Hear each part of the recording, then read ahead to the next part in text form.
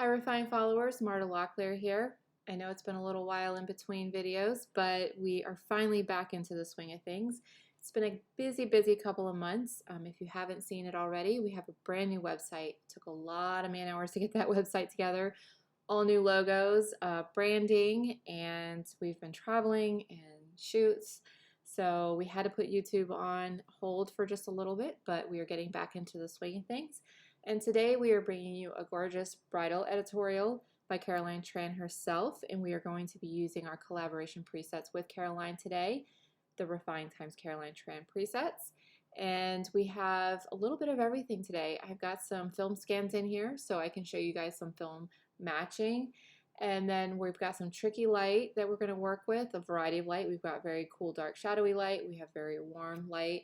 And I'm going to show you guys how we would edit those with her presets. She shot this on the Fuji Film GFX 50S, and she used the Contax 645 lens, the 80 2.0 amazing lens, and she used a fringer to connect that to her GFX, so these should look amazing. Let me just go ahead and get started. I'm going to start with this image, and I like to do side by side because I feel like that really gives you guys a good look of what the preset's doing as we worked. Now, Caroline Tran shoots Fujifilm, and I believe she scans with Richard Photo Lab. And the preset that works the best with that generally is pure and blush tone. Occasionally we can throw patina in there, but patina tends to lend a little more portrait. So I might not be using that too much in this edit, but definitely be leaning on pure and blush tone for the edits for this session. So I'm going to start with just that. I'm going to put on pure and blush tone on this. And as you can see, definitely not that great, but we have to lift the exposure because this was a little underexposed intentionally. So let's just go ahead and lift the exposure, and I'm going to watch the model as I do this so I don't overexpose her. I don't want to do this to get these greens great. What I want to do is get the model where I want her, and because we have such a strong tone curve built into these presets, it allows you to lift your shadows. Notice the model is not changing at all. So it allows me to lift these shadows to get those trees a little lighter without losing the clarity and exposure of the model. And it also lifted these shadow lines that we have down here a little. And I did that just because I didn't want a big dark black wall next to her. I feel it was very distracting. So technically I could stop there. I'm going to run the first grain on it. You guys won't be able to notice that on the video, but that's how I would edit it. I am going to go ahead and do highlight recover just to grab any hot spots that might be popping. And then if you'd like, I'm going to try to zoom in a little on this for you guys, is if you want it a little softer, a good trick is to just pull back on the contrast just a little, and that gives you a little more of that film look, takes a little bit of the digital edge off. That's really a personal preference. Some people like their film scanned a little punchier, a little more contrasty, so that really is your personal preference there. But honestly, that's exactly how I would edit that image, and it's how I edited it for the Instagram that you guys saw the other day, if you follow us. And you could warm it up or cool it down, but I think the exposure on this was actually really nice. There you go. Let's just go ahead and move on. Let me go ahead and pick a film image so we can bounce back and forth for you guys. If you want to do side by side, or if you struggle with white balance, and really, because like this image you can see is extremely cool. Some people have a hard time editing and getting the color just right on this. So if you have a reference image, what you do is when you're in the develop model, click on RA right here, and it gives you this lovely spot where you can drag and drop a reference image up. So this is a film scan right here from Richard Photo Lab. So what we're going to do is actually use that as our reference to match this image here, which was shot on the Fuji Film GFX. I'm going to go ahead and start with auto white balance over here. As you can see, the Lightroom gives you some lovely tools to get you kind of started. Auto generally gets you pretty close, doesn't always work, but it at least gets you close, and then you can tweak from there. And you can see instantly it's already warmed up the image quite a bit. And then I'm going to run pure on this, take a look at it and see what I feel like I need to do. I'm going to lift the exposure a little bit. And from looking at the image next to it, I feel like it definitely still needs some more warmth and most likely some magenta. And two ways I've noticed this is I look at her dress in this area here, and you can see there's definitely like a slight pink cast, and also in the stone here. So I'm actually gonna maybe try running blush on this real quick and see if that, oh, that helped a lot. So we're a little closer, but I feel like we can still use some warmth. So let me go ahead and add a little more warmth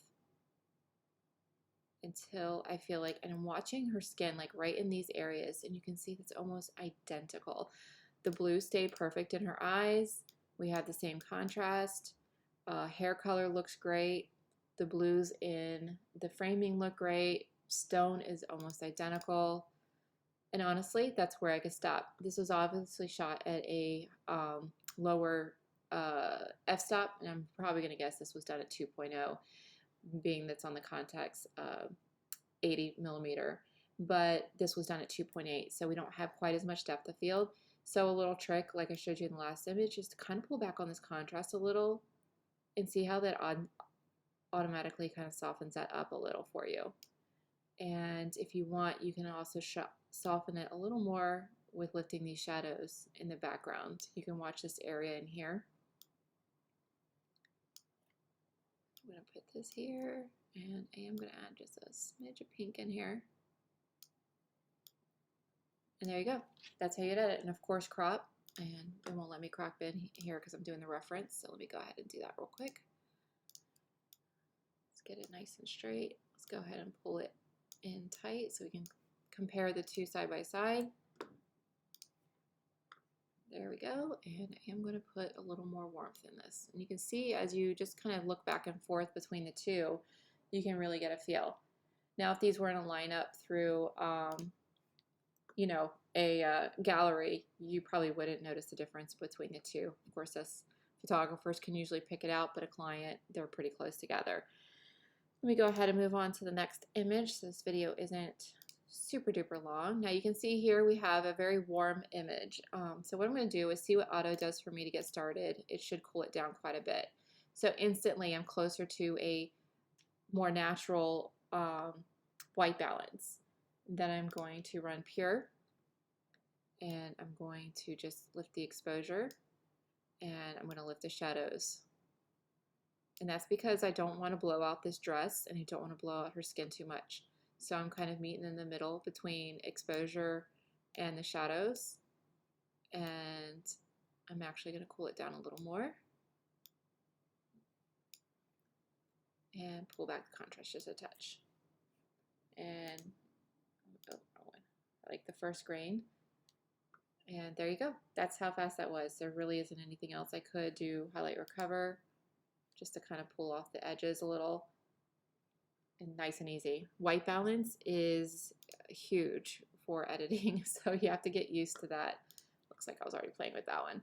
I'm actually going to do a black and white on this. I really feel like it would look great because it's got such a high contrast in the environment. So this is the black and white from Caroline's collection, and I'm just going to lift the exposure, and I feel like she gets lost in the busyness of the image, so I'm just going to pull back the contrast just to kind of soften those blacks down a little. And that makes it look a little more delicate. I'm going to go ahead and put Grain Plus Plus on it, and that gives it a little more mood.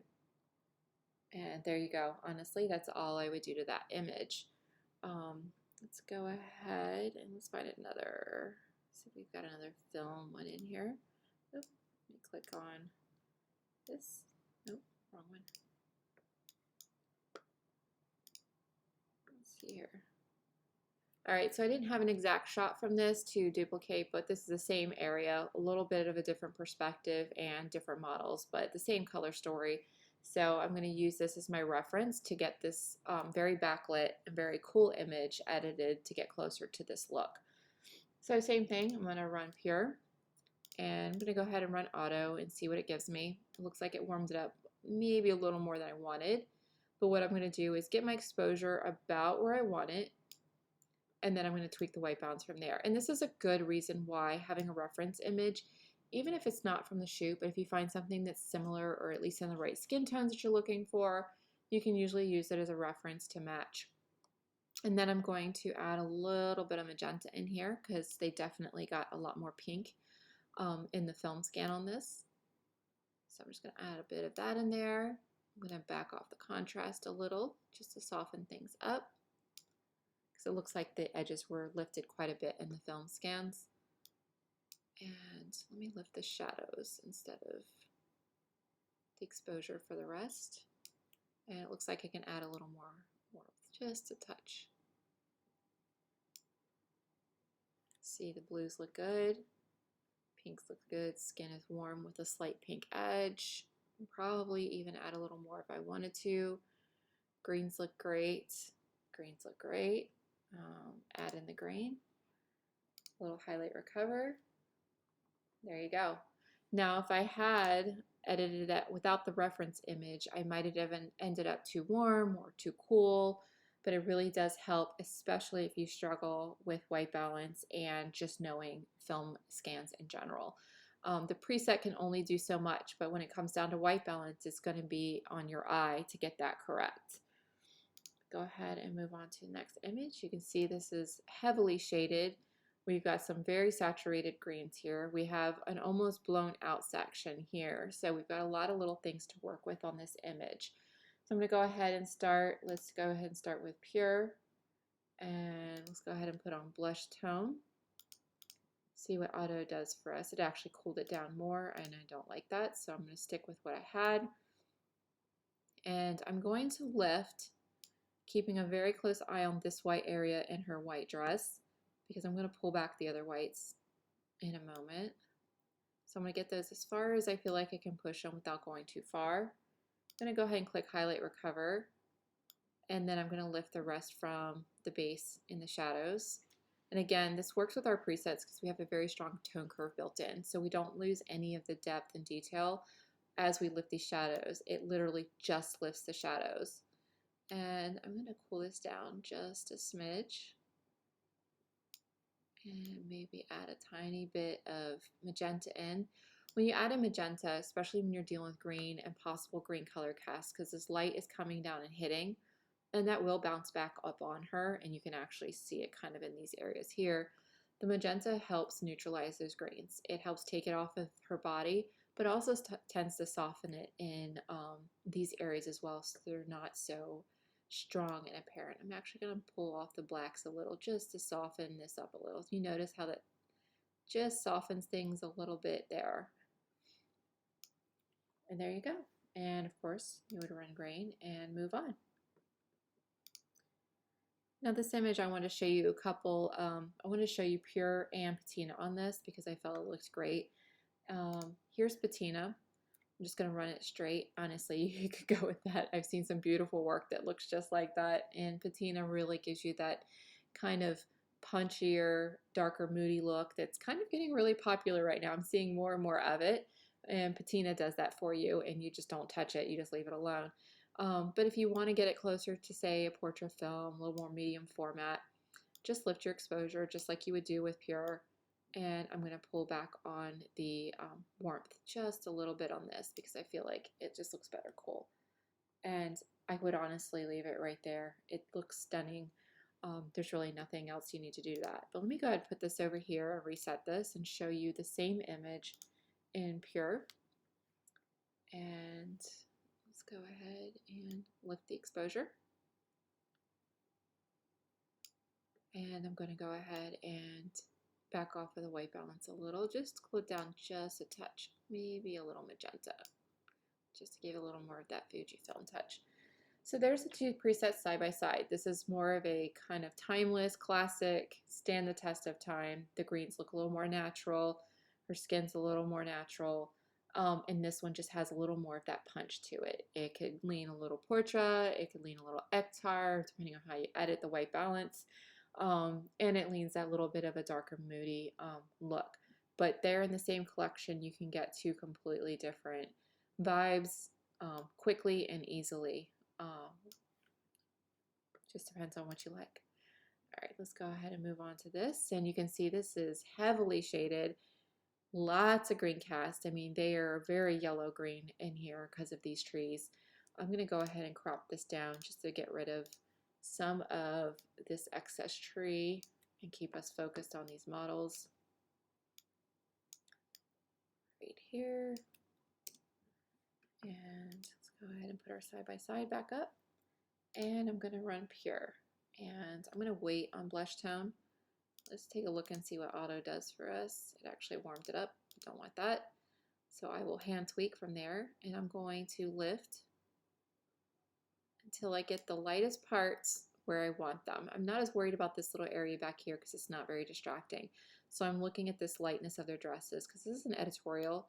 So most likely the client wants this to stay as realistic as possible. So I don't want to overdo the color or the exposure on that. And then I'm just going to hand pull back the temperature. And I am going to go ahead and run blush tone. Oh, that's beautiful. And pull back on the contrast. And the contrast will help lighten this area up in here on the, let's see, pull back on the temperature. And let's see here, lift the shadows, grain, and there you go. Let's see here, next image is, oh, we did that one already. Let's go ahead and do this one. And let's run pure on it. Auto, warm it up. And we actually have a reference image on this, I forgot. Let me pull that up for you. And so I have pure run on this, and I ran auto to warm it up quite a bit. Now this one's going to be a little tricky because it looks like the lab pulled some of the burgundy out of the dresses. I'm pretty sure this is closer to real life, so I'm going to have to hand edit that to get that closer, and that's what I want to show you guys. So let me pull back on the contrast, lift the exposure, temperature, and then we're going to go into the HSL panel, and the first thing I'm going to do is just pull back on these reds and see if we can get a little closer. It looks like the hue needs to go a little more towards the orange for the reds, and that got us a lot closer to the lab scan. Yep, the pinks in the dresses. I even look at the stones. And I'm actually going to pull up the exposure and the shadows a little bit more. And it looks like we can put a little more pink in here. So let's add some magenta because I'm looking at the stones and getting an idea of the tone that's there. So in a full scan, gallery, if you were to submit these, that's how you would do it. The lab definitely pulled some of the reds out of this. Because you could see the true color was definitely more of a burgundy, even though this is in the coolness, it's definitely not as light as the scan was. So that's how you tweak that, or send this back and have the lab, add in the color back for that one. And let me just go ahead and do one more for you guys. And looks like I might have a couple more, but we'll go ahead and do this one. Let me get the side by side. Go ahead and crop this in and run pure. Go ahead and run blush tone. Oh, I'm not going to do blush tone on that one. And exposure. And again, we're dealing with a heavy backlight, so we don't want to blow the exposure out too much. So we're going to use our shadow tool and lift from the front. And let's pull back on the contrast a little just to kind of lighten this really dark edging that they had there. Put the side by side back up, and really that's it. That's all I would do to that. I would probably maybe cool it down just a smidge. Highlight, recover.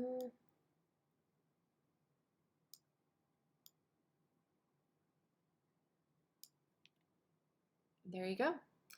And let's go ahead and do one more black and white. This is a stunning image. I'm going to do black and white here. I'm going to go ahead and put on grain plus plus. I just love it on the black and white. And I'm just going to lift the exposure. I mean, again, just because we have this tone curve built in, you can see the main part of her stays balanced. And this just allows you to adjust within this panel here. We've tried to make these presets as easy as possible so you don't have to jump into all of this. Of course, film matching occasionally, depending on how the lab scans things, you're going to have to jump into the HSL panels, but more than not, you can get everything done right here. Your main tools are going to be your exposure and contrast, and your highlight tool and your shadow tool, occasionally whites and blacks as needed. Like on this, if I wanted to pull these whites down and make them a little flatter, that's all I would do.